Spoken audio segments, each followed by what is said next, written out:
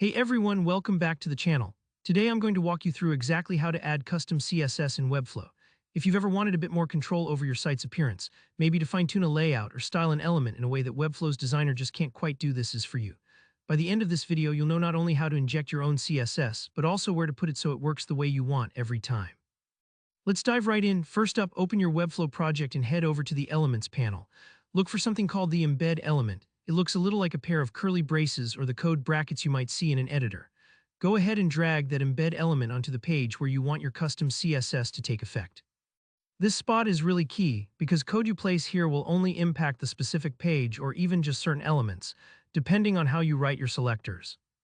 Once you drop in the code embed, you'll see a little window pop up. This is where you'll paste in your actual CSS code. You do need to wrap it inside a style tag so browsers know how to read it, so your CSS will go right between those tags. Maybe you want to change the color of a headline, add a neat little hover effect, or tweak padding somewhere. Whatever it is, just drop your code in here. Then click Save and Close. Now when you publish your site, this CSS will kick in and start styling things exactly the way you want. Now let's say you want your custom CSS to affect every page across your whole site, not just one section or page. That's where adding your CSS to the project settings comes in. To do that, go back to your Webflow dashboard. You'll see all your projects there, so click on the site you're working with to open up the project settings.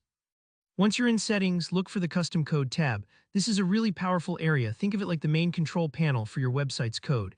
Here, Webflow gives you a couple of text boxes, one labeled Head Code and one labeled Footer Code. It matters where you add your CSS, so let's break that down for a second. Typically, you'll want to put your custom CSS in the head code box.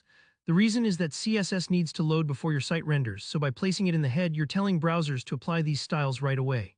Again, just drop your CSS between style tags. You can even copy the same code you used in the embed element, or write something broader to affect the whole site. If you ever want to add scripts or code that should load at the very end of the page, that's when you'd use the footer code area, but for CSS, stick with the head. Once you've pasted your custom CSS and you're happy with it, don't forget to hit Save. Webflow will prompt you when you've made changes, so just click Save and you're all set. Now, the next time you publish your site, any custom styles you've written should show up everywhere you expect them to. And that's it. Adding custom CSS in Webflow is straightforward once you know where to look. Don't worry if it feels a little intimidating on your first try. It's completely normal. If something doesn't look right, just double-check your selectors and make sure you've wrapped your CSS in style tags.